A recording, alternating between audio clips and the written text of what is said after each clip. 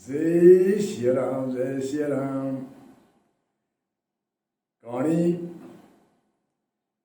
रोचक भी है। बालक सुनो, बालिकाएं सुनो, जवान सुनो, बुढ़ा सुनो, कोई भी सुनो।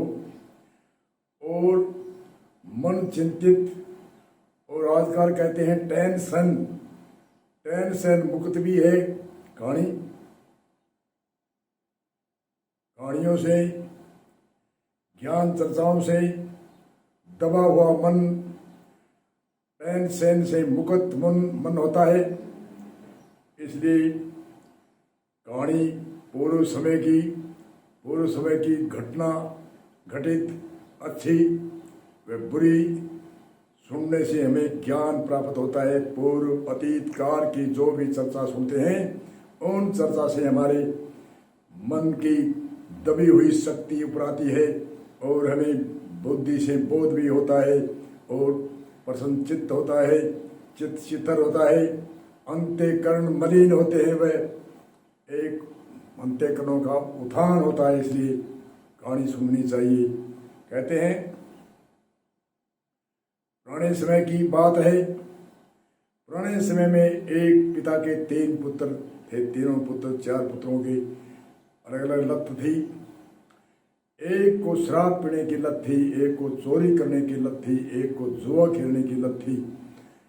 इसलिए पिता ने उस समय समाज का शासन, परिवार का शासन होता था, उसमें बहुत प्रयास किया, परंतु वो तीनों की लत, तीनों की अलग अलग, एक की जुए की, एक पुत्र की जुए की लत, एक पुत्र की शराब पीने की लत और एक पुत्र की चोरी करने की, तीनों वह नहीं छोड़ सके। पिता ने आखिरी में देखा क्या करें। अंतिम खटिया पर जब जाने की तैयारी हुई, घुड़ के झुकने लगे, थोड़ी आवाज मंद भई, तीनों को पास में बुलाया।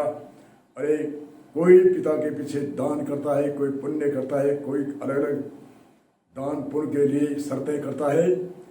आप 3 पुत्र हो, हमारे क्या शर्त करोगे, इनकी हमें बताओ। जो चोरी करता था उसने कहा, पिताजी और कुछ भी कहो, परंतु चोरी मनाई मत करना, और जो भी चीज चाहो वो चीज मांगो, आपके पीछे करूंगा। अभी आपके देखते देखते जो चाहोगे वह कर दूंगा।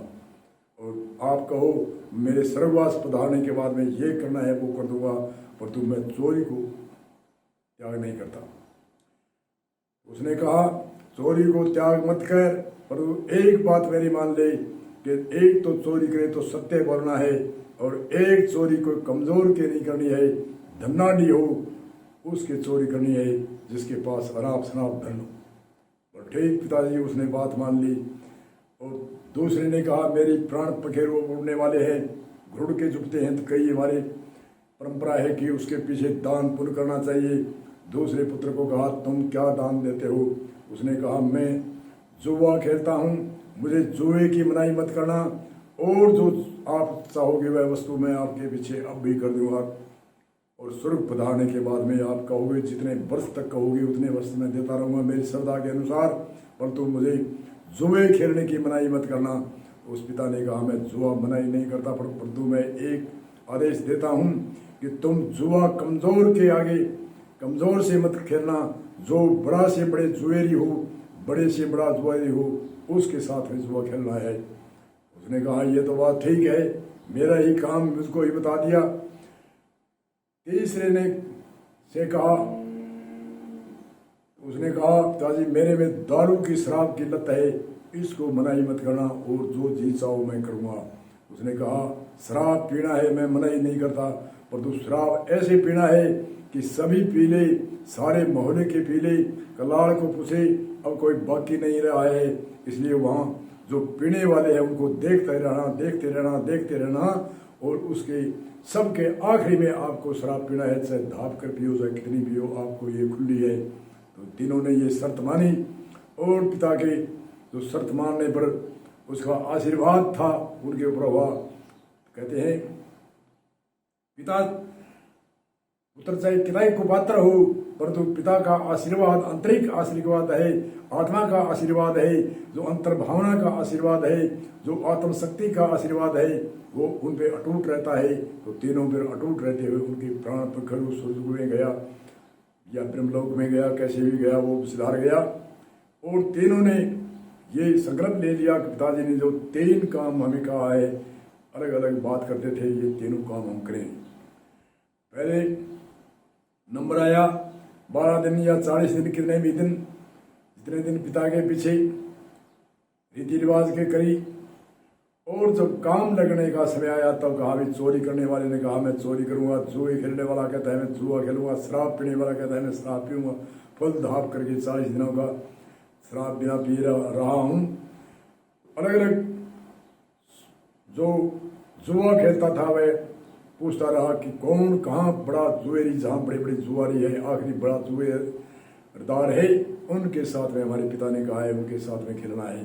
तो वह कोई बड़े शहर के अंदर गया तो वहाँ एक जो जुएरियों का जो आज सट्टा बाजार कहते हैं कई, वह भी गुप्त करते हैं सट्टा बाजारी, गवर्नमेंट तो अवैध है उनका, पर फिर भी उन सट्टे बाजारियों के अंदर वह गया और पैर पोत जो सट्टे बाजार में जुएरी, जहाँ एक मोहल्ला, एक गली, एक लंबी चौड़ा बाजार था छोटा मोटा, उसमें गया तो पहले पूछा तो उस में सोना चांदी हीरा जौहरी आदि अनेक तरह की सामग्री वहाँ थी और जुएरी एक दूसरे से दाव लगा रहे थे।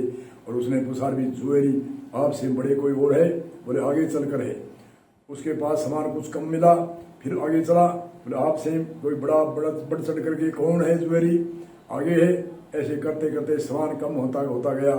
आगे आखिरी में एक ठीकरी और कोई चवर खेलने वाले, कोई रिंगा खेलने वाले, कोई मीणे से खेलते हैं, कोई ठीकरी से खेलते हैं, कोई कोडियों से खेलते हैं, चौपड़ भाषा आदि। उसने पूछा रहे आपसे बड़ा कौन है जुएरी यहाँ इस बाजार में, इस मोहल्ले में? उसने कहा इससे बड़ा और कौन होता है?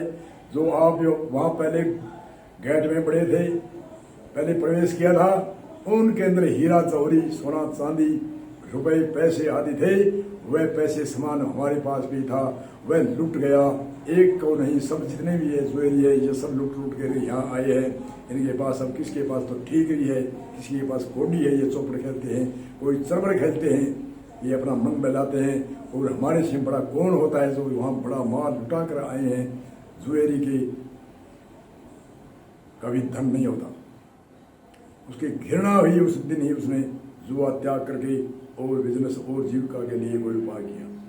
और चोरी करने वाला था, उसने संकल्प किया था, पिताजी ने कहा है कि सच बोलना है, बड़े घराने में चोरी करना है, छोटे घर में नहीं करना है, गरीब के घर में माल नहीं खोसना है। तो उसने सोचा कि हम राजा के घर जाएंगे और सत्य बोलेंगे, मेन गेट में होते हुए जाएंगे।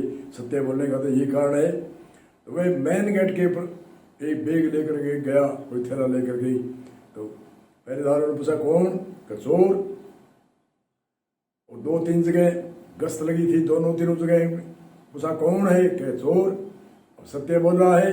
और उन्होंने ऐसे हुआ कि ये कोई राजा का मित्र है, हमारे साथ मजाक करता है और इसको जाने दो। आगे से आगे तीनों जगह पहरेदार थे, उन्होंने कहा ये मित्र है, ये मजाक करता है। वह चल गई और आगे खजाने में तोड़ फोड़ करी। कलाकारी तो थी, चाहे तिजोरी कैसी भी हो तोड़ सकता था, वो कोई कलाकार था। एक चोर जुएरी तक चोरी करने का बड़ा स्टाइल था उसको। और वह थैला भर कर ले आया। पहले संतरी मिले में कौन? कब बोल वही चोर, पहले गया था वही। दूसरे जगह गश्त सिपाहियों की थी, उसने पूछा कौन? बोले वही चोर। तीसरी जगह पूछा वही चोर। और बाहर आपके घर में आ गया। खोज मिटिया या नहीं मिटिया। और तो राजा को चोरी भी नहीं मिली और राजा को अचंभा भी हुआ। और गेट संतरियों को ओढ़वा दिया, रे आपके गेट से होते हुए चोर आया और ले गया माल। उन्होंने कहा राजा साहब कोई चोर की कोई चिन्ह भी नहीं थे। उसने सत्य बोला, हमने सोचा भी ये राजा को कोई मित्र है, मजाक करता है, हम इसको परेशान करेंगे, ये राजा को शिकायत करेगा, इसलिए हमने उसको मना ही नहीं किया। तो राजा के दिमाग में ऐसे है, राजाओं के बड़े राजा होते हैं, राजघराने में आते हैं, पूर्व के उसकी कमाई होती है, पुण्य होता है, उनके दिमाग भी होता है। उसने रात में एक सोच विचार किया कि ये कोई आदमी तो कोई सत्य है, मेन गेट से होकर आया है। ऐसे ढिंडोरा पिटाया सुबह, वो मेरे सामने आई, उसको 7 गुना माफ है, पर तो उसको मेन गेट में आने का मैं पूछ रहा हूँ, मेन गेट में कैसे आया चोर? चोर छुप कर आता है, दीवार के ऊपर चढ़ कर आता है, चोरी करता है तो छुप के आता है, सत्य बोलता नहीं है, ये क्या कारण? वह सामने आया, सामने आकर हाथ जोड़ के पैर पकड़ लिए राजा के। चोरी तो मैंने करी है। बोले क्यों, ऐसे क्या लक्षण है जो सत्य बोलिया? और बोले मेरे पिता ने ये कहा था चोरी करनी बड़ों की करनी है। मुझे पहले जीते जी बहुत प्रयास करा था चोरी छुड़ाने के लिए, मैंने चोरी नहीं छोड़ी। और मर्द काल में जब घुड़का जुबा था उस समय मेरे से शर्त करी थी, और काम तो आप छोड़ो नहीं छोड़ो, पर तू सत्य बोलना है, चोरी बड़े घराने में करनी है, ये मेरे संकल्प कराया था। तो मैं पहल पोते ही ये पिता के गुजरने के बाद में, स्वर्गवास पधारने के बाद में पहले चोरी यहाँ करी है, तो सत्य धारण किया है और बड़े घराने में चोरी की संकल्प लिए। राजा ने कहा भी इतना ईमानदार होकर के और काम क्यों नहीं करता? बोले और काम कोई सिखाई नहीं और जीविका के लिए कोई उपाय है नहीं, करे क्या? राजा ने कहा मैं तो आपको खजांची बना देता हूँ, आपकी जीविका चला सकता है। बोले बहुत ही बढ़िया, और काम तो जानता ही नहीं हूँ, और मुझे तो कोई पैसे ही चोरी है, पैसे का जुम्मार बना दे तो बहुत ही बढ़िया है। राजा ने देखा ये बहुत ही बढ़िया है, जो ये इतने संकल्प सत्य का धारण किया, ये 1 पैसे की चोरी नहीं करेगा। राजा ने कहा 1 पैसे हेरा फेर नहीं होनी चाहिए, सत्य बोलना है और ये खजांची बनना है, पहरेदारी करनी है। जितने आपके पैसे घर में चाहिए वो कोई निःशुल्क मैं तनख्वाह भी बांधूंगा, बाकी जो भी आपको जरूरत अलग से हो तो मुझे कोई हिचकिचाहट आना नहीं है। उसने ये शर्त कर ली, उस दिन उसने संकल्प ले लिया, चोरी भी त्याग दी। और जुए था वह जुआ देखा, अरे इतनी हीनता होती है आखिरी में, तो उसने त्याग दिया जुआ। और शराब वाले ने देखा भी, पिताजी का कहा हुआ है कि शराब सभी पी ले, उनको देखते रहना और आखिरी में धाप के पीना है, फुल पीना है, कैसे भी पियो। वह उनको देखता रहा, घृणा होती रही। कई गंदे नाले थे, कईयों के मुंह गंदे नाले में था, कईयों के कुत्ते मुंह चाट रहे थे, किसी की उल्टी आ रही थी, कोई बब्बा कर रहे थे, कोई कैसे मोरिये बन रहे थे, कोई कुत्ते बन रहे थे, ऐसे कईयों के कुत्ते मुंह चाट रहे थे। बड़ी तरह से घृणा हुई। उस घृणा से उसने उसी दिन से छोड़ दिया, रे तू ही ऐसे करता है, तेने तो आज सोफी होने के कारण से उसको देख लिया। पिताजी ने सत्य ही कहा है, तू सोफी होकर रहना है, आखिरी में पीना है, अब मैं कभी नहीं पीऊंगा। इसलिए एक एक वचन मान करके तीनों ने अपना जो भी कुसुम था वह त्याग दिया।